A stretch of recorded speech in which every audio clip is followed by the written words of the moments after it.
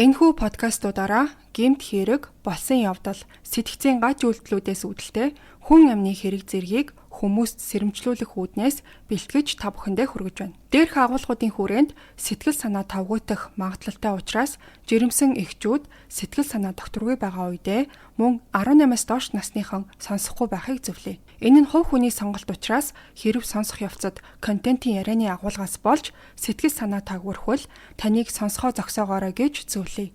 Crime Station Podcast.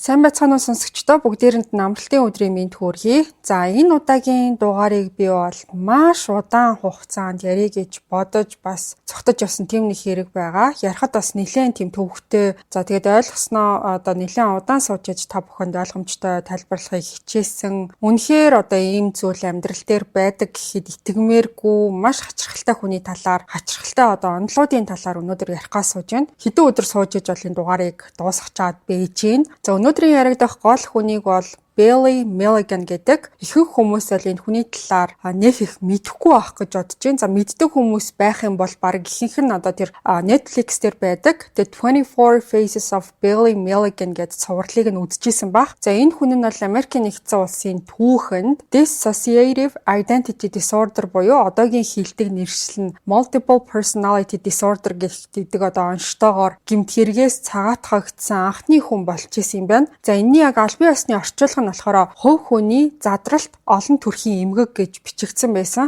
За нэг хүний дотор хоёр болон түүнээс дээш хоорондоо тис ялгаатай хувийн зан чанартай байх тийм нэг эмгэгийг одоо хэлдэм байна. За арай ойлгомжтой тайлбарлаад та бүхэнд өгөхгүй бол бас болохгүй байх. За нэг хүний дотор ингээд өөр насны, өөр хүүсний, өөр дуу хоолойтой, өөр зуршил, өөр дурсамжтай.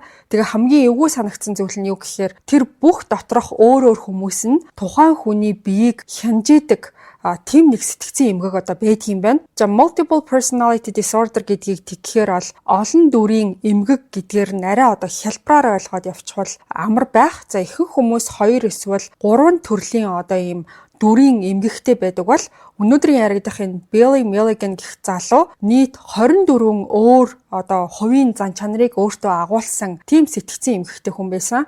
Тэгэхээр энэ хүний дотор 24 өөр хүн байгаа юм шиг одоо амьдарчсэн гэсэн үг.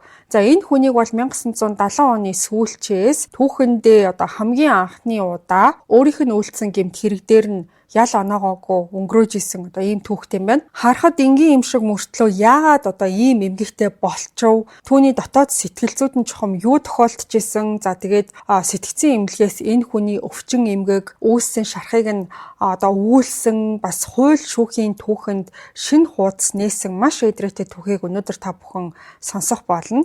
За 1977 оны 10 сарын 14-ний одоо орой Carol Delaire гэдэг нэртэй эмэгтэй оюутан эрүүл мэндийн төвийн ойролцоо зогсоол дээр байсан одоо машин руугаа явж исэн. За тэгсэн чинь нэг тийм буржгар үстэй нүдэн дайгуу дулаахан залуу түн рүү дөхөөд ирсэн. За Carol болохоор нөх их муу зүйл ихэндээ өрөөсөө бодоогүй юм билээ. Тухайн залуу зүгээр л одоо ямар нэг тусламж гуйж байгаа, юм асууж байгаа байхаа гэж бодсон ба. За тэгээ улам бүр ойртоод ирэхэд нь Carol жоохон тавгуур хийгээд нөгөө хүн болохоор ингээд зүүн гараа арталтаа барьсан. Тэгээ төмөр юм ингээд ураад исэн ба. Тэгсэн дөхөж ирэнгүүтээ шууд одоо нөгөө Carol руу хутга тулгаад сүрдүүлж эхэлсэн.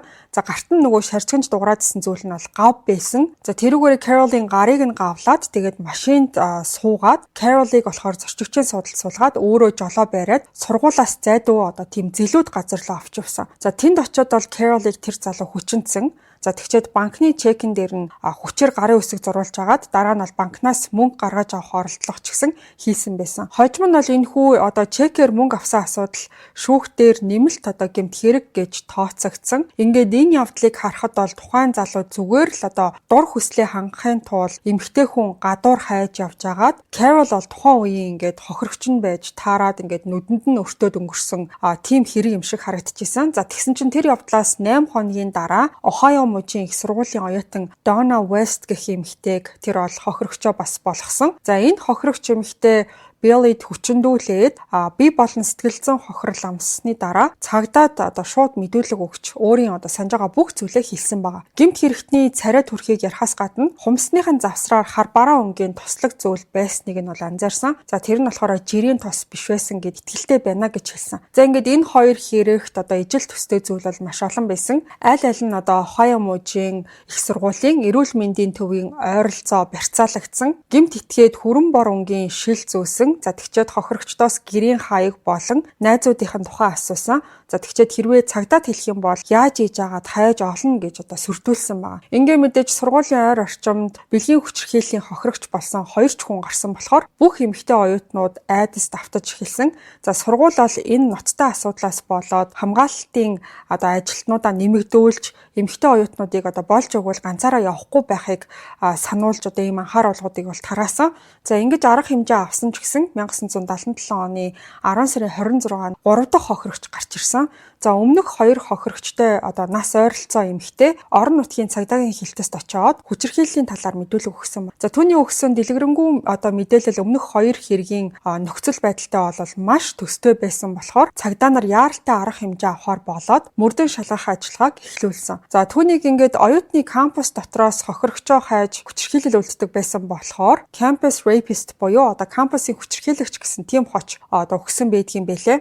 За урдны 2 хохирогч болох Carol болон Donnaгийн халдлагын дараа цагдаа нар гэмт хэрэгтнийг бүх зүйлд маш тийм болгоомжтой ханддаг, туршлагатай этгээд гэж бол үзчихсэн. За яасан гэсэн чинь хохирогчдын бит болон машинд нь ямар ч уул муур хурууны хин энэ төр үлдээгээгүй. Тэгээ 2 хохирогч нь хоёулаа хэрэг гарах үеэр бол тэр бэлийн өмсчихсэн байсан гэж мэдүүлж ирсэн юм байна. Гэхдээ 3 дахь хохирогчийн машиныг шалгах үеэр цагдаа нар бол маш хэрэгтэй зүйлээ олж илрүүлж чадсан. За тэр нь юу байсан гэсэн чинь гэмт хэрэгтэн хохирогчийн машины жолооных нь рүүлэн дээр нь 3-3 бүтэн тийм хурууны хийгээ үлдээсэн байсан. Цагдаа нар тухайн хурууны хийг гэмт хэрэгтнүүдийн мэдээллийн сантай тулгаад гэрчүүдийн мэдүүлэгт үндэслэж гар зургийг зурулсны дараа с ิจ гтнийг маш хурдан илрүүлж чадсан. За тэр нь бол William Stanley Milligan буюу олонний дунд Billy Milligan гэдэг нэрээрээ танигдсан тийм хүн байсан. За Billy-гийн хурууны хэн хурдан таарсан бас учиртай байсан. За тэр бол урд нь 75-аас 77 оны хооронд Ohio мужийн Lebanon хорих ангид хүчин болон зэвсгэлсэн дээрмийн хэрэгээр ял эдэлж исэн хүн юм байна.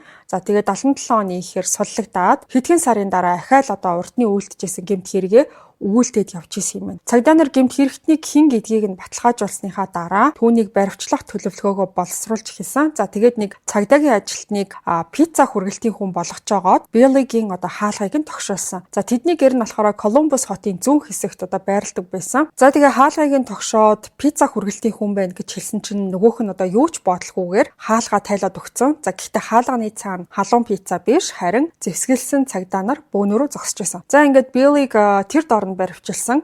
Гэрийг нь нэгжээд үтсэн чинь 9 мм-ийн гар буу, за тэгээд ашиглаагүй олон сум тийм гялгар уутанд хийцэн байгааг нь олсон юм билээ. За гэхдээ цагдаа нарыг хамгийн их гайхшруулсан зүйл нь юу байсан гэхээр Billy-гийн баривчлагдсны дараах зан авир нь байсан. За ихэнх гэмт хэрэгтнүүдийн хувьд бол 2 төрлийн хариу үйлдэл ерөөхдөө бол гаргадаг гэж үздэг. За нэгт нь болохоор айж, чичрэх, сандрах тий. За хоёрт нь болохоор зөрүүдэлж эсэргүүцэх иймэрхүү шинж тэмдэг үзүүлдэг юм байна. Харин Billy болохоор шал өөр байсан. За тэр бол байцаагчдыг хоосон харцаар харж тэдний хэлж байгаа хэрэг явдлуудыг огт санахгүй байгаа юм шиг сууж исэн. За тэрнээс гадна бол Billy тесрэх бөмбөгнөөс болгоомжтой байгаарэ гэж дахин анхааруулж хэлжсэн. Гэхдээ цагдаа нар давтан гэртэн нарийн шалгалт хийсний дараа Billy-гийн тэр яриад ирсэн шүүгээний хажуугийн хайрцагын дотор нь бол ямар ч тесрэх бөмбөг байгаагүй. За тэрнээс гадна гэр нь ингээд эмх замбраагүй ч юм шиг, эмх цэгцтэй ч юм шиг ингээд зарим хэсэг нь болохоор бохир заван, тэгээ зарим хэсэг нь айгүй тийм цэвэрхэн гэх мэт ер нь Billy өөрөө л ингээд ганцаараа амьдардаг гэдгийг хэлээгүй бол цагдаа нар энэ байшинд айгүй олон хүн амьдардаг байж магадгүй гэж бодохоор байсан гэж байгаа. Ингээд ийм нэг хачирхалтай байдалтай зэрэгцээд цагдаа нар Billy-гийн гин буруутайг нотлох хамгийн хүчтэй баримтуудыг олсон. За тэр нь юу байсан гэсэн чинь тэр бол гэмт хэрэг үйлдэснийхээ дараа хохирогч болсон хүмүүсийнхээ жолооны үнэмлэх болон бусад одоо ийм жижиг сажиг зүйлүүдийг нь дурсгал болгож хадгалдаг байсан гэдгийг нь бол мэдэж авсан. За Billy-гийн ах дүү болон багадаа найзалж исэн найзууд нь энэ мэдээг сонсоод ер нь бол айгүй тийм цочирдож хүлээж авсан. Тэдний хувьд бол Billy маш тийм зөөлөн, дүлхөөхөн зан ааштай, тийм увайгүй гэмт хэрэг үйлдээд явж исэн гэдэгт нь бол урдныхт нь ч тэр одоо энэ удаагийнх нь ч тэр ерөөсөө итгэхгүй байсан юм билэ. Цагдаа нар ингээд буруу хүнээ баривчилсан байхаа гэж бодож исэн. За шүүхийн шатанд мөрдөн шалгах байгууллагын зүгээс Billy-д одоо 3 удаагийн хулгай, 3 зэвсгэлсэн дээрэм, 4 хүчингийн хэрэг гээд нийтдээ 3 зүйл анги 10 хэрэгээр одоо ялт тулахаар төлөвлөсөн. За харин Billy болохоор энэ бүх зүйлийг огт ойлгоогүй хүн шиг, ер нь баг ингээд амьдралдаа анх удаа ийм зүйлтэй таарсан юм шиг, бас ерөөсөө өөрийнх нь үйлдэггүй хэргийг өөрт нь одоо үүрүүлэх гэж байгаа юм шиг байдалтай байсан. За нүд болон нүүрний мимик бас биеийн хилэмжээс нь харахад бол бүх зүйлд ингээд төөрөлдсөн байгаа гэдэг нь бол анзаарагдсан. За ер нь ингээд яллагдагч хүн өөрөө одоо өмгөөлөгч хөлслөх, за эсвэл улсаас өмгөөлөгч томилуулах тийм эрхтэй байдаг. Гэхдээ байдлаас нь харахад бол Billy санхүүгийн боломж байхгүй, өөрөө өмгөөлөгч хөлслөх боломжгүй байсан. Ингээд түүний эрх ашигт нь тохируулж улсын өмгөөлөгч томилох шийдвэр гаргасан юм байна.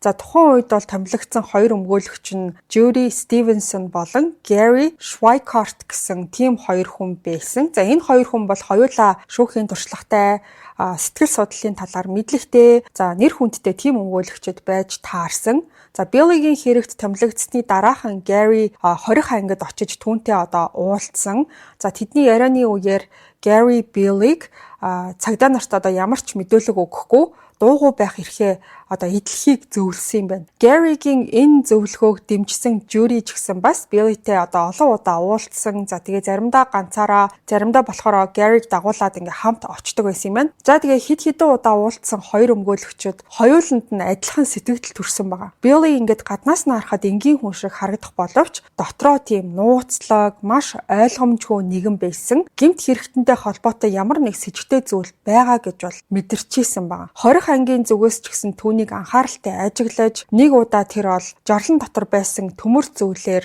өөрийгөө гэмтэх гэж оролцсон болохоор сэтгцэн эмнэлгийн тусламж авах шаардлагатай гэж үзсэн юм билээ. За түүгээрч зогсохгүй Billy одоо шоронд байх үеэрээ янз бүрийн сэдвтэй, янз бүрийн төвшөнд өөр зургууд зурж ийснийг нь бол олж авсан. Хэргийг нь хянжсэн шүүгч Jay Flowers Billy-гийн өмгөөлөгчд хандаад түүнийг сэтгцэн эрүүл мэндийн наривчилсан шинжилгээнд хамруулах хүсэлтэй байгаагаа мэдгдсэн. За тэгээ шүүгч бас тэрийг нь зөвшөөрсөн. За тэгээд энэ ажил нь болохоор Southwest сэтгцэн эрүүл мэндийн төвийн сэтгэл судлаач Dorothy Turner гэдэг хүн дээр бол оноогдсон юм билээ. За Dorothy бол анх Billy-тэй уулзахдаа түүний асуудал урд нь төсөөлж ийснээс нь бол хамаагүй гүнзгий, бас төвөгтэй болохыг шууд л ойлгосон. За дараагийн уулзалтуудын үеэр тэр бол Billy-тэй Rorschach тест буюу одоо бихний толбоор сэтгэл зүйн байдлыг тодорхойлох тийм шинжилгээг бол хийсэн байгаа. Гэхдээ үр дүн нь найдваргүй байсан. За Billy-гийн өгсөн хариултууд нь тийм тасалдан, ямар ч юм хоорондоо уялдаа холбоо байхгүйсэн. За тэр Rorschach тестээс гадна Billy бол бие болон сэтгэл зүй, за тэгээд оюуны чадамжийг хэмжих олон төрлийн туршилтанд бол орсон юм билээ. Гэхдээ туршилт болгоны үр дүн ингээд ялгаатай гараад сэтгэл судлаачид, өмгөөлөгчид, цагдаа нар гээд бүгд энэ дээр бол төөрөлдөж эхэлсэн байгаа. Түүний IQ тестийн оноо заримдаа маш бага, заримдаа болохоор сууд оюун ухаантай хүний төвшөнд хүрчихсэн.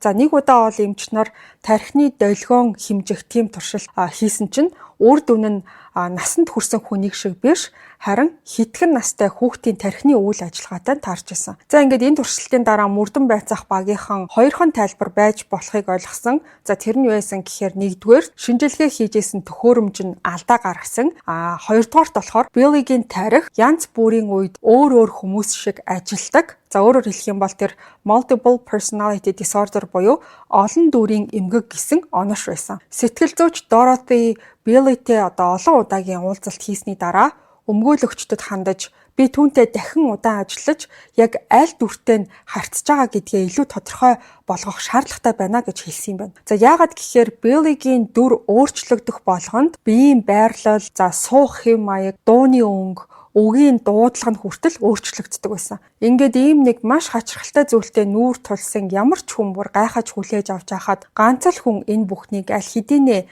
мэддэг юм шиг байсан нь Билигийн ээж байсан. За түүнийг бол ямар нэг гэмт хэрэгт орооцолтохоос ч өмнө ээж нь одоо ах トゥ нарт нь Билли яг л хоёр хүн шиг байдаг. Нэг нь дүлгөөхөн сайхан сэтгэлтэй, нөгөөх нь дураараа бас сахилгагүй гэж одоо хэлдэг байсан байгаа. Жинхэнэ Билли бол хүнд ч хор хүрэг гэхэргүй гэж онцолж хэлдэг байсан. За Билliтэй нүүр тулсан Dorothy хамгийн түрүүнд бол түүний онцлогийг нь анзаарч энэ хүн олон дүрийн эмгэгтэй байж болохын түүний дотор нэг бус хид хідэн өөр хүн зэрэг оршин тогтнодгоо гэж дүгнжсэн. За сэтгэл зүйн энэ эмгэгийн ойлголт нь 19-р зууны ихэнх үеэс хойш судлагдаж одоо ирсэн юм байна. За үнэн дээр сэтгэл судлаачдын дийлэнх нь хүн болгон дотроо янз бүрийн хувийн зан чанаруудыг агуулж идэг гэж үздэг ч гэсэн тухайн зан чанарууд нь хоорондоо нэгдмэл одоо бие биенээ таньдаг учраас тухайн хүн хэвийн тэгээд нэг бүхэл оршихуй болж идэг гэж тайлбарлалт юм байна. За харин олон дүрийн эмгэг буюу multiple personality disorderтэй хүмүүсийн хувьд бол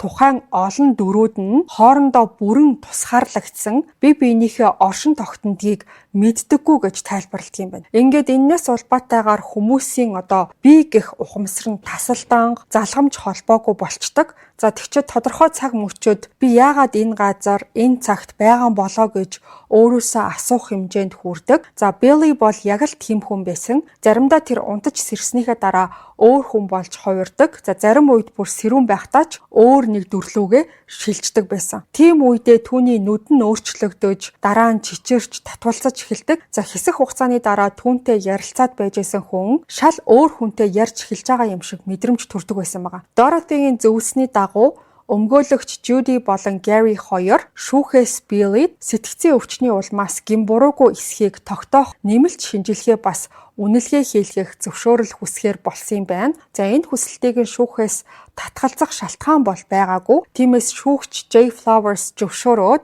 тухайн бүс нутгийн нэр хүндтэй сэтгцийн эмч George Harding гэх хүнийг хэргийг хянуулахаар томилсон байсан. За George Harding эмч бол Billyтэй хэд хэдэн удаа уулзаж шинжилгээ хийсний дараа бусад сэтгцийн эмч нарыг ураад хамтран одоо дүгнэлт гаргахыг хүссэн. За тэр бол Billyг үнэхээр сэтгцийн эмгэгтэй гэдэгт итгэлтэй болсон юм байна. Сэтгцийн эмч нартай уулзах үеэр Billygээс та ингэж өвчтөе юм шиг дүр эсгэж гэмт хэргийн хариуцлагаас зайлс хийж байгаа юм биш үстэй гэж хүртэл асуусан байдаг. За яагаад гэсэн чинь Билигийн энэ асуудал олон нийт, за хууль сахиулагчид, шүүгч, за мөн сэтгцэн эрүүл мэндийн салбарынхны дунд хүртэл яригдчихсэн одоо маш том тийм эргэлзээтэй сэдв байсан.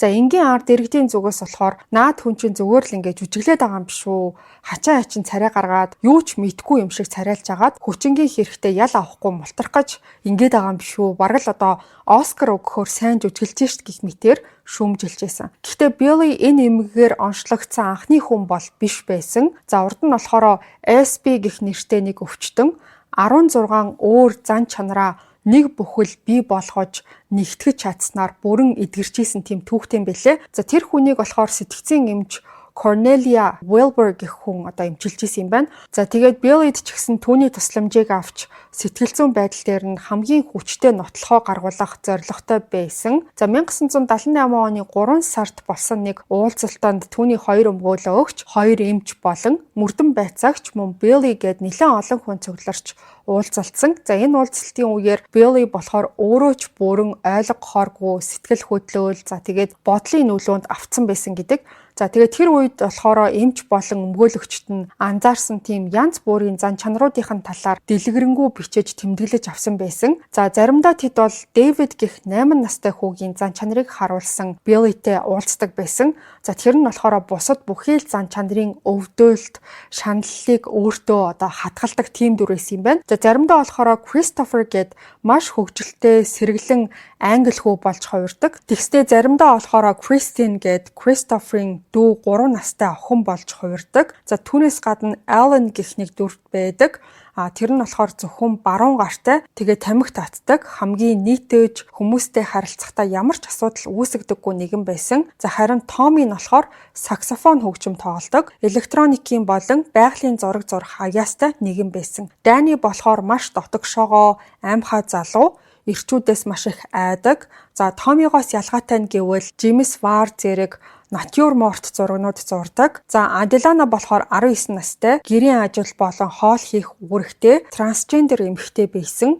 За Reagan гэд дүр нь болохоор Югослав гаралтай, хүч чадалтай, зэвсэг хэрэглэхтэй гаргуу, дотроо маш их уур хилэнтэй тийм нэг дүр байсан. За харин Arthur болохоор боловсралтай, ухаалаг англи хүү, Billy-гийн дотор байгаа бусад дүрүүдийг хамгийн түрүүнд таних, тэднийг хянаж чаддаг байсан. За ингээд энэ мэтчлэн олон дүрүүдийн эцэст жинхэнэ Billy Milligan гэх зан чанар дотор нь байсан боловч 16 настайдаа амиа хорлох оролдлого хийснээс нь хойш 7 жилийн турш унтаа байдалтай байсан гэж тэмдэглэгдсэн байсан. За тухайн үед Billy-гийн оюун санаа болон биед нь ол нийт 10 өөр төрлийн зан чанарыг тодорхойлж исэн энэ зан чанарууд нь бол бүгдээрээ гэрэл болон харанхуй гэсэн хоёр хэсэгт хуваагдаж Arthur болон Reagan хоёрын хяналтанд оршдог байсан. Үнэн дээр бол Billy 16 наснда амиа хорлох оролдлого хийсний дараа нөгөө хүч чадалтай Югослав гаралтай зэвсэг хэрэглэхтэй гаргуун бас маш их уур хилэнтэй Reagan гэх дүр нь гарч ирээд тэгээд унтж байгаа Billy-г сэрэхгүй байхаар төгжсөн.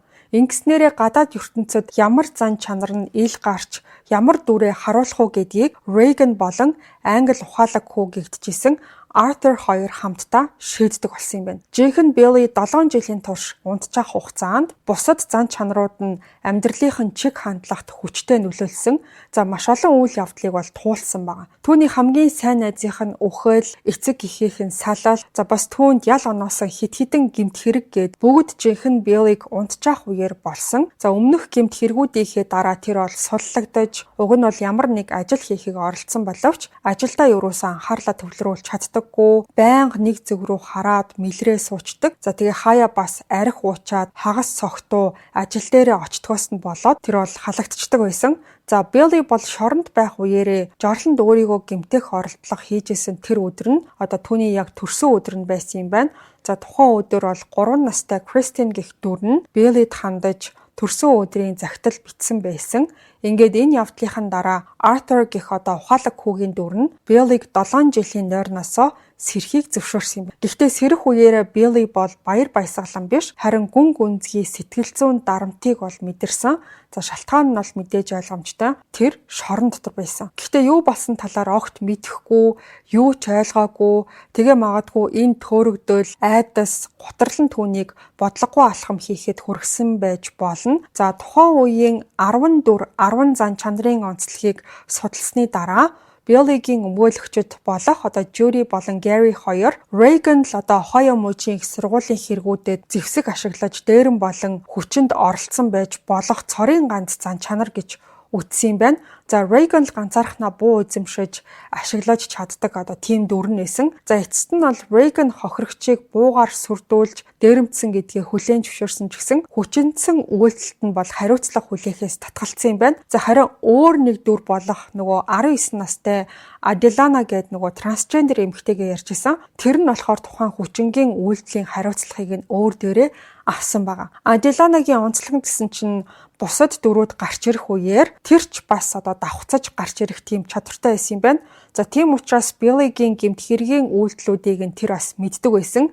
За ингэж хүчингийн гэмт хэргээ хүлээн зөвшөөрснийхэн дараа Arthur-ийн тушаалаар Adelana-д бол дахин ил гарахыг нь хориглосон юм байна. Ингээд ийм нэг одоо маш хачирхалтай, ерөөсөө бүр ингээ итгэмээргүй нэг хүн дотор олон дүрүүд, олон зан аашууд одоо бие биедээ уус шингэлгүйгээр тус тусын үүрэг ройлтой оршин тогтнож исэн гэдгийг та нарт ингээд ярьж өгөхөд ч гэсэн маш сонирн байна. Та нарт бас сонсоход ч гэсэн итгэмээргүй сонирн санагдаж байгаа бах. За хүнд бас ийм төрлийн одоо сэтгцэн эмгэг гэж байдаг бахан. За тэгээд ийм нэг баг одоо урд нь сонсч дуулаагүй бол хинч итгэхээргүй үйл явдлыг мэрэгжлийн сэтгэл зүйчэд хамтын хүчээр олж илрүүлж дараа нь энэ зүйлээ баттай нотлохоо мөн баттай одоо үндэслэл гэж тэмдэглэж авсан даруйда Billy-гийн хоёр өмгөөлөгч нь шүүхэд тэрийг нь аль бие осоор танилцуулаад за тэднийг бол одоо итгүүлж чадсан байгаа. Тиймээс Billy-г тухайн үедээ хэргийг бүрэн ойлгох чадваргүй, шүүх хуралд оролцох чадвар бол байхгүй гэж үтсэн юм. За ингэснээр Billy 3 сарын хугацаанд сэтгцэн эмчилгээ хийлгэхээр болоод орон нутгийн эмнэлэгт шилжүүлэх тийм шийдвэр бол гарсан. За гэхдээ эмчилгээний явцад одоо нөгөө Harding гэдэг эмч болохоор 3 сар хангалтгүй байна гэж үзээд хугацааг нь одоо сунгах хүсэлт гаргасан. Тэр бол Billy-гийн янз бүрийн зан чанарууд залуучуудтай ярилцаж бүх яриануудыг бичиж авч дараа нь Артур болон Рейган хоёрын зөвшөөрлөөр жинхэнэ Биллид тухайн бичлэгийг нь үзүүлэхийг санал болгосон. За жинхэнэ Билли бол тухайн бичлэгүүдийг үзэх үеэрээ маш их сэтгэлээр унаж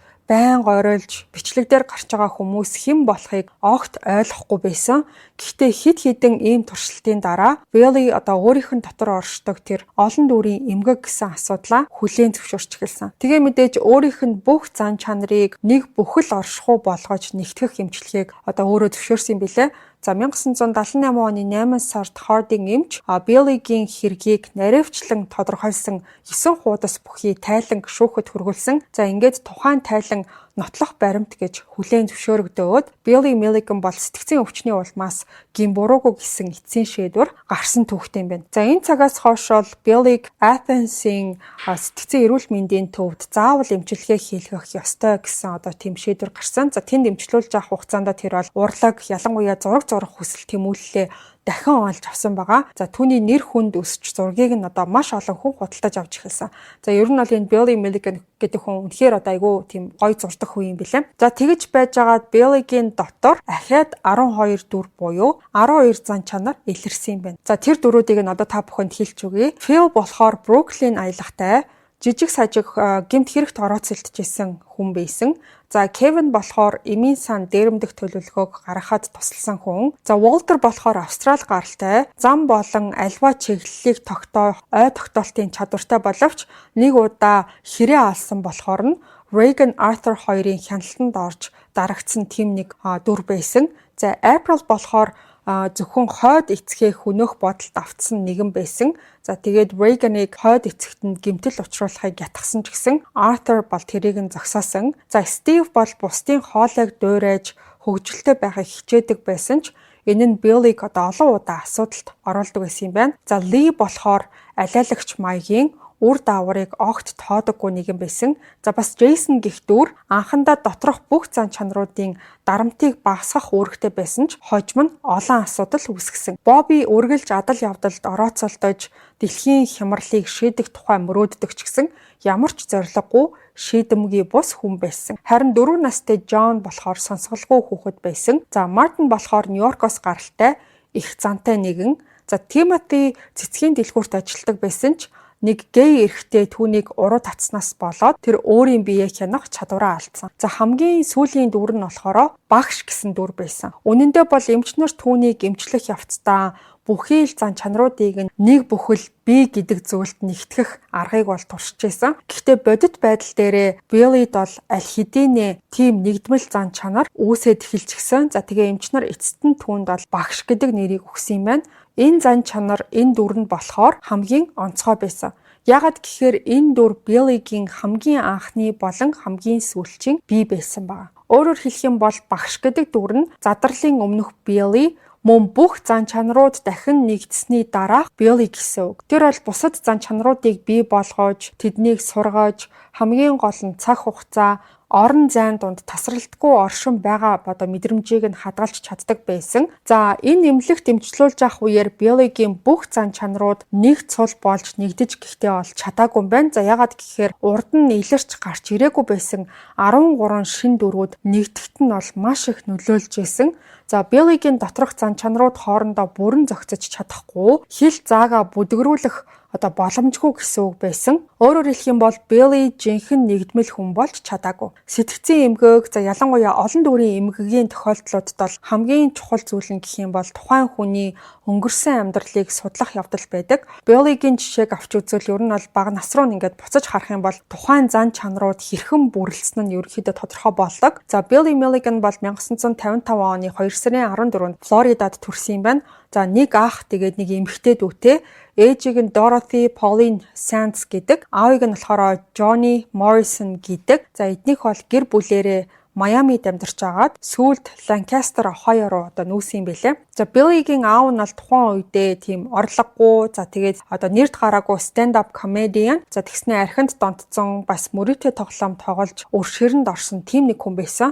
За тэгээ ээж нь хөөрхий энэ нөхрийнхөө өрийг дарахын тулд өдөр шөнөгүй ажиллаж гэр бүлээ авч явах гэж зүтгэдэг нэгэн байсан. За ийм орчинд өссөн Билли эхний зан чанар болох Кристинийг бий болгосон. За энэ нь болохоор эцэг эхийн хайраас ангид өссөн, сэтгэлийн хоосрол, өвдөлтөө таслан зогсоох хамгаалалт байсан. За удалгүй Биллиг 4 настай байхад нь эцэг эхийн салаад за ээж нь бол дахин нэг хүнтэй гэрэлсэн. За гэхдээ энэ гэрлэлт түүнийг бол аз жаргалтай болгоогүй. За нэг удаа бол толь хагалсныхын төлөө ээж нь уурлаж загнаснаар Билигийн хоёр дахь зан чанар болох төрөлхийн дүлий Шон гарч ирсэн байна. За ээжийнх нь хоёр дахь гэрлэлт бас л бүтлгүүтэж удалгүй тэр бол 3 дахь нөхөр болох Chalmer Milligan-тай гэрэлсэн юм байна. За Chalmer болохоор ээжтэй суухдаа нэг охиноо дагуулж ирээд за тэгээд нийтдээ 4 хүүхэдтэйгээ зургуулаа ингээд хамт амьдарч эхлэх болсон юм байна.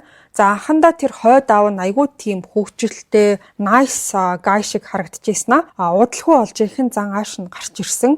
Билигийн хувьд энэ хүн бол үнэхээр баг хамгийн дургүй хүн нь байсан гэж хэлж болно. Билиг тэр юу ч хийсэн ширтэж, байнга дарамт мэдрүүлдэг байсан.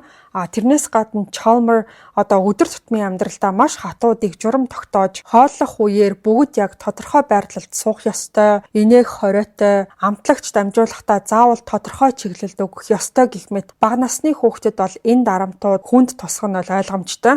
За тэрнээс гадна энэ хойд эцэг нь бас л архичин, бараг өдөр алгасахгүй уудаг, уугаад хэрвээ гэртээ харж ирэх юм бол заавал ямар нэг тийм таагүй зүйлүүд болдог. Ээжийг нь бол маш аимшигтайгаар зоддог. Хүснээс нь чирээд газар унтлан цохиж алгаддаг. Ингээд энэ бүхнийг хүссэн хүсээгүй харж сонсож өссөн Билигийн амьдралыг бүр ингээд там болгосон байна. Хамгийн аимшигтай мөч нь Билиг 9 настай байхад нь тохиолдсон. За нэг өдөр Chalmer түүнийг бол амтны хашаа руу дагуулж очоод ёс бус үйлдэл хийж хэрвээ ээжтэй хэлэх юм бол ална чамайг малын хашааны доор булын шүү гэж сүртүүлж исэн маа. За энэ мөчөөс хойш Билигийн бүх 24 зан чанар бүрэлдэж бий болж тэр бол өөрийнхөө дотоод ертөнцийг бүрэн хянах чадвараа алдсан. За гэхдээ шууд л өөр дөрүүд ингээд гинэт гараад ирсэн юм бол биш. Баг-багаар сэтгэл зүйн байдал нь доройтж байгаа гэдгээ мэдээд хид-хидээ удаа тусламж хүсч за эцэст нь бол сэтгэл санааны докторгүй байдал гэсэн тийм онш гарч исэн юм билээ. За 15 настайдаа өндрөөс өсөрч амиа хорлох оролдлого хийхээсээ 1 жилийн өмнө тэр бол сайн дураараа эмнэлэгт хэвтэн эмчлүүлэхээр болсон. За тэгээ жилийн дараа гэхэд байдал бол тэмч сайжраагүй. Тэгээд амиа хорлох оролдлого хийснийхэн дараа Arthur-ийн зан чанар сэрж урд нь тэр ухаангүй байсан гэдгээ ойлгосон юм байна. Arthur сэрсний дараа амьдрал үргэлжилж байгааг мөн Билигийн дотор өөр зан чанарууд бас байж болохыг анзаарсан баг. Ингээд Arthur бол цаг хугацааг анхааралтай ажиглаж, бусад зан чанаруудтай харилцаа тогтоож, тэднийг удирдах гол хяналтын зан чанар нь болсон. За сэтгцэн эмчилгээний явцад бол Билли хэсэг хугацаанд ирээдүгээ гэрэлтэйгээр төсөөлж исэн ч гэсэн за нэг өдөр төрсөн эцгээсээ ирсэн загтлыг уншаад бүх зүйл нурах шиг болсон. За тэр загталт нь бол эцэг эхийнх нь салах шалтгаан нь ээжийнх нь олон удаагийн араар тавилтаас болсон гэж бол бичсэн байсан. За урд нь бол энэ Билли болон ах тэгээд эмэгтэй дүүд нь ээж нь ингээд аавыг нь өөр хүчний улмаас нас барсан гэд хэлсэн байсан. Хизээч ингээд амиа хорлож нас барсан гэдгийг нь дуулгаж байгаагүй бүр том болсон хойнонд хэлсэн байлээ. За энэ нь болохоор Билигийн сэтгэлд байсан хамгаалалтын ханыг бүрэн нураасан гэж хэлж болно. За энэс гадна Биллиг баригдсан байх үеэр нэг сонин дээр олон нийтийн санаа бодлыг зориудаар тархитаж дахин суллагдсан хүчирхийлэгч гэж бичсэн байсан явдал нь түүнд маш хүн дээр тусч Билигийн доторх багш гэсэн зан чанар бүхнийг орхиход хүргэсэн юм байна. Энэ бүх зүйл нэг удаа биш бүр 2 удаа давтагдсан болохоор энэ бүхний дараа бол нийгэм түүнийг хизээж хүлээж авахгүй гэж маш их гутралд орсон. За ерөнхийдөө яг уу Билли Milligan гэх хүн insanity буюу солиорл гэсэн ангилалд хамаарч хэрэгээс хуурай гарсан гэдгийг бүрэн ойлгосон учраас одоо хэдүүлээ цагаатгагдсны дараах амьдрал нь хэрхэн өрнөсөн талаарх яриа руу оръё. За энэ хэсэг нь бас нэлээд сонирхолтой. За стандарт журмын дагуу бол түүнийг сэтгцийн өвчтөй гэмт хэрэгтнүүдэд зориулсан лайма мужийн эмнэлэгт шилжүүлэх ёстой байсан. За гэхдээ тухайн газар нь бол тамийн нүх гэдгээрээ айгүй алдартай байсан болохоор өмгөөлөгчт нь ар өрөөр нь явж хөөцөлдсөөр байгаад Athens-ийн сэтгцэн эрүүл мэндийн төв рүү шилжүүлж чадсан билээ. Шүүх хуурал за тэгээ шийдвэр нь хэвлэл мэдээллийн анхаарлыг татсан томоохон тийм сенсац болж Билли бол тэр хэрээрээ олонний танил болж эхэлсэн. Уг нь бол ингээд гэмт хэрэгтэн байгаад идэг. Зарим хүмүүс шүүхийн шийдвэрт нь дургуйцээд шоронд байх ёстой хүнийг бараг л эрх дураар нь байлгалаа гэх мэт янз янзын шүүмжлэлүүд бол гарч ирж байсан. За Билли бол тухайн Athens гээд эмнэлэгт байх үеэр нь Орос гаралтай алдартай зохиолч Дэвид Кейс гэх хүн байнга түүн дээр бол зочилж очдог байсан юм байна. За тэгээд Билигийн амьдралыг зохиол болгож бичих эрхийг нь аваад энэ нь түүний дараагийн шагналт бүтээл болох Билли Миллиганы оюун ухаан гэсэн бүтээл болж олонний хүртэл болсон. За Билигийн хувьд уг нь бол эмнэлгээс гарах ёсгүйч гэдэг юм уу тодорхой бас дүрм журамтай тэндээ ингээд байрлах ёстой байсан боловч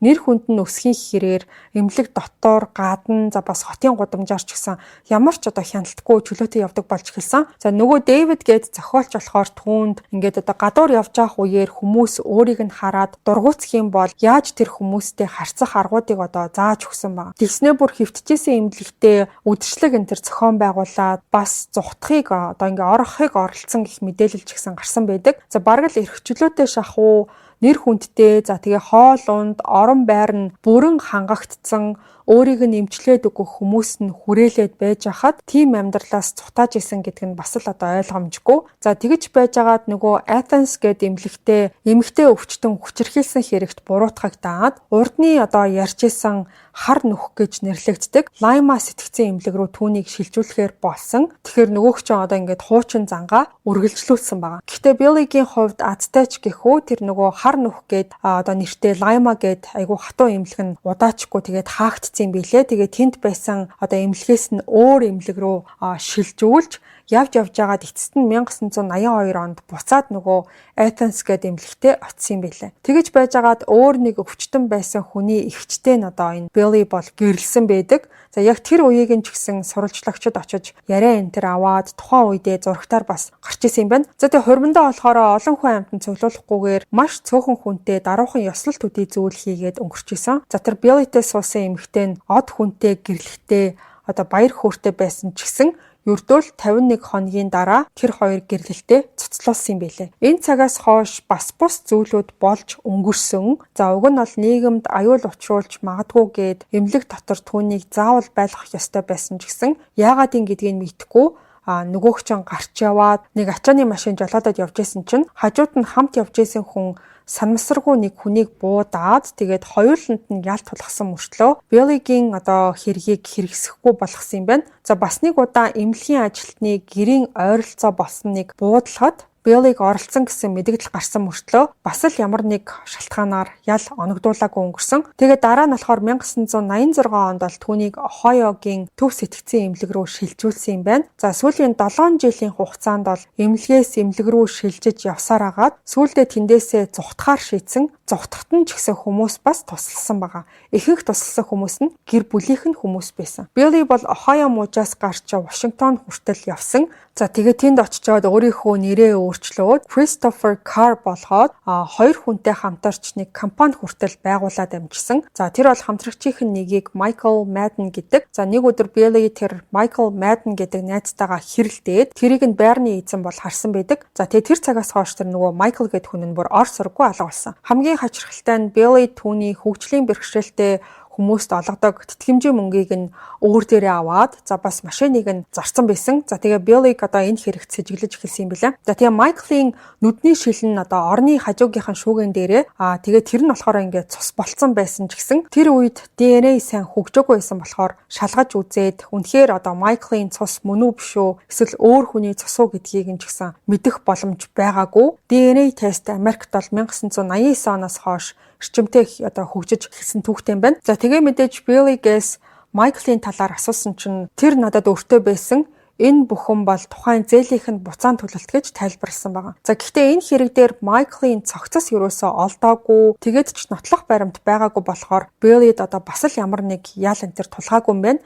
За тэгээд ч нэлээд хожуу Билligээс Майклын талаар байцаалт авсан байгаа. Дараа нь тэр бол Майами руу зутаасан. За тэндээс нь бол цагдаа нар барьж аваад дахин Ohioгийн сэтгцэн эмнэлэг рүү буцаасан юм билээ. За тухайн үед Billy-гийн онош болох олон дүрийн эмгэг нь нэг бие хүн болж үндсэндээ бол Майамид баригдсан цагаас хойш өрдөө 1 жилийн дараа гэхэд эмчнэр түүнийг бүрэн эдгэрсэн гэж зарласан. Билгийн хүчирхийллээс гадна хүн амныг гэмт хэрэгтэнч байж магадгүй Billy Milligan ингэж эрх чөлөөгөө олж авсан түүхт юм байна. За тэгээ нөгөөх чинь Калифорни руу нүүж дахиад нөгөө одын амьдралаар амьдарч эхлэх болсон. За тэгснээ бүр найруулагч James Cameron-тай хүртэл уулзаад өөрийнхөө амьдралын талаар кино хийх талаарч ярилцаад амжсан байна. James Cameron 1991 онд уг нь киногоо эхлүүлжсэн ч гэсэн тэр кино нь бол хизээч дуусаагүй. За хизээч олны хүртэл болоогүй. Яг тухайн одоо бодцсон байсан кинонд бүтээгүй ч гэсэн дараа нь ол The Crowded Room нэртэй уран бүтээл гаргахаар төлөвлөөд тэгээ бүр Leonardo DiCaprio Billy-гийн дүрд тоглохоор одоо төлөвлөгдсөн биесэн. За гэхдээ бас л бүтээгүй тэр нь бол гацалтанд орсон. Шалтгаан нь юу байсан гэдгийг хинч мдээгүй одоо ингээ өнгөрчөөсөн юм бэлээ. Гэхдээ одоогоос 2 жилийн өмнө Tom Holland-ийн тоглосон The Crowded Room TV series бол Apple TV дээр нээлттэй хийж одоо гарсан билээ. Гэхдээ яг ингээд Billy-гийн амьдралыг тэр чигт нь харуулаагүй. Зүгээр л ингээ баг зэрэг санаа авсан гэж хэлж болохоор одоо яг энэ multiple personality disorderтэй хүний талаар гаргасан team кино байсан. Үзэгчдээс бол энэ кино маш өндөр үнэлгээ авсан билээ. За Billy-гийн амьдрал руу буцаад хэдүүлээ оръё. Калифорнид хэсэг хугацаанд байсны дараа тэр бол олонний анхаарлаас бүрэн ангижирч 1991 онд тэр бол бүрэн эдгэрсэн гэсэн аль бие усны статустай болоод мужийн хяналтаас бүрэн чөлөөлөгдсөн. За гэхдээ нэг зүйлс хөгдөж гарч ирсэн. Тэр нь болохоор сэтгцийн эмнэлгүүдэд эмчлүүлсэн бүх хугацааны зардлыг эргүүлж төлөх ёстой гэж үзээд нийт бол $450,000 одоо Billy-гээс нэхэмжилж мэдээж Billy-д бол тийм их хэмжээний мөнгө тухайн үед байгаагүй болохоор 1996 онд bankruptcy зарласан. За яагаад тэгэж мөнгө нэхэх болсон нь ойлгомжгүй. За 2000 онд бол Billy дампуурлаасаа гарч чадсан ч гэсэн амьдрал нь бол сэргэж чадаагүй юм байна. За түүний дүү Kathy Joe ахта одоо trailer home гэдэг нөгөө юм ачаад авч явдаг тийм байшин байдаг. Тийм одоо байшин авч өгөөд Billy бол тэр байшинда ганцаархнаа зураад даруухан амьдарч агаад за тэгээ хорт хавдар туссан юм байна. За хорт хавдраасаа болж нэлээд одоо сэтгэлээр унаж бас үхэхээс айж байгаа талаараа дүүдээ одоо ярьсан байсан. Ингээд Billy 2014 онд 59 наснда нас барсан юм байна. Амьдралынхаа туршид хит хитэн хүчингийн хэрэг, хит хитэн хулгай дээрмийн хэрэгт орооцолдож, хүн амны хэрэг хийсэн байх магадaltaй гэсэн асуудлууд хөндөгдөжсэн ч гэсэн Ohio-гийн сэтгцийн эмнэлгээс аль бие усаар суллагдсан цагаас хойш дахиж одоо ноцтой гэмт хэрэг хийлгүүгээр амар чимэр амьдарсан байдаг. За ингээд ийм нэг хэрэг байна. Netflix дээр цацагдсан 4 ангитай баримтат киног нь бол үзэж дуусгасан. Нилээн одоо тийм деталь ихтэй мэдээж одоо маш судалгаа сайтай бүтээл болсон байлээ. Тэгээд баримтат киног нь үзэж дуусгачаад надад хамгийн одоо ойрхон зүүрлэж болохоор жишээ гэсэн чинь Inside Out гэдэг одоо хүүхэлдэйн кино байдаг шүү дээ. Та бүхэн бараг одоо бүгд үзчихсэн байх. Нэг жоохон охин баг байхдаа ингээд сэтгэл зүрхэнд байнга баяр баясгалантай байж агаад өсвөр насн дээрээ одоо янз бүрийн тийм зан ааш нэмэгдээд ад жаргалын гунгийн тийм эмо уур уцаартай ухаантай гэд тэр болгоно нь өөр дүрээр ингээд охины дотор нь оршиж идэг. За тэгээд тэр зүйлээ яаж удирдахаа заримдаа мэдхэ болчдөг. Нөгөөдөл нь хоорондоо нэгдэхээрээ охин ингээд 50 амгалан байгаад зарим дүр нь хоорондоо ингээд маргахаар охины одоо сэтгэл зүй тавгуутад яахаа мэдхэ болчдөг. Яг энэ хүү Inside Out-тай ижилхэн гэж хэлэхгүй ч гэсэн хүн бол одоо ингээд сэтгэл зүйн асуудлаас болоод багадаа мэдэрсэн одоо муухай зүйлээсээ болж сэтгэл зүйгээ удирдах чадахгүй хэмжээнд хүрч зан ааш нь одоо хуваагдаж эхэлдэг гэдэг нь эндээс бол маш тод харагддаг. За зүгээр хамгийн энгийн жишээ та бүхэнд тайлбарлая гэх юм бол нэг мөрөн дээр бурхан нэг мөрөн дээр одоо чөтгөр суучаад намайг тэг энг гэдэн гэд нэг хэсэг бол баахан тийм хошин одоо мемнүүд яваад исэн. За бидний сэтгэл дотор ч гэсэн одоо ингээд янз бүрийн зан ааш оршиж идэг. Заримдаа учиргүй сайхан ааштай байж байгаа л заримдаа хамгийн муухай талаа ингээд гаргаж ирэх үе ч гэсэн байдаг. Яг хөө зарим хүн Billy-г бол маш сайн ингээд жүжиглдэг. Тэгээд гоц ухаантай нэгэн байсан болохоор бусад хүнийг өөрийнхөө хүслээр удирдаад сэтгцийн өвчтөй юм шиг жүжиглэж итгүүлж чадсан гэж баримтат кинон дээр бас одоо ярьсан байлээ. Зүгээр миний хувьд юу гэж бодсон гэхээр ямар ч байсан энэ хүн бол багтаа авсан trauma гэж бол байгаа. Сэтгцийн хувьд бол асуудалгүй эрүүл хүн гэж бол хэлэхгүй. Тодорхой хэмжээнд ингээд баг зэргийн асуудалтай байж агаад дараа нь магадгүй эмчилгээ хийгдэж дээрээс нь нэмээд ингээд өөрийнхөө дотоод зөрчлийг маш сайн ойлгож авсан ба. За энэ удаагийн дугаар дээр бас л одоо хүүхдийн хүмүүжлийн талаар сөхөгдөж яригдсан санагдсан одоо тийм сэдв боллоо. Бас нэмээд энэ олон дүрийн эмгэг эсвэл одоо олон зан чанарын эмгэг гэх ойлголтыг мэддэггүй байсан хүмүүст бас маш сонирхолтой санагдсан гэдэгт би бол итгэлтэй байна. За манай сонсогчдоос эцэг эх болсон хүмүүс байгаа бол хүүхэдтэй ингээд бити гар хүрээрээ хүүхдийнхаа хажууд битгий муухай үг хэллэг бас хэлж агаарай. Хүүхэд чинь таны хажууд ингээд аюулгүйг мэдэрч таныг одоо хамгийн гол хамгаалагчаа гэж бодож амьдрах ёстой шүү гэж аминчлан бүр цахимаар байна. Багаас авсан айдас насан туршдаа одоо мартагддаггүй. Өөрийн хүүхэд гэлтгүү ингээд бусдын одоо хүүхдийг ч гэсэн битгий ингээд гомдоож байгаараа эрүүл нийгэм бүрэлдэхэд өөрийн хэмжээндээ тус нэмэр одоо болоорой гэж бол хүсмээр байна. За ингээд Billy Milligan гэх 24 дүртэй 24 зан чанартай campus rapist буюу кампусын хүчирхийлэгч гэх очтой гэмт хэрэгтний түүх энэ хүрээд одоо өндөрлөх боллоо. Дугаараа дуустал нь сонссон нийт сонсогчдоо баярлалаа. Энэ хүртэл хамт байсан бол та улаан өнгийн зүрх комент хэсэгт үлдээгээрэй. Бүгдээрээ амралтын өдрөө ая тухтай сайхан өнгөрүүлээрэй. Бүгдэнд нь сэтгэл зүйн амар амгалан хүсье. Ингээд хідүүлээ. Ирэх мягмар гарагт бас нэгэн сонирхолтой дугаараар эргээд уулзъя.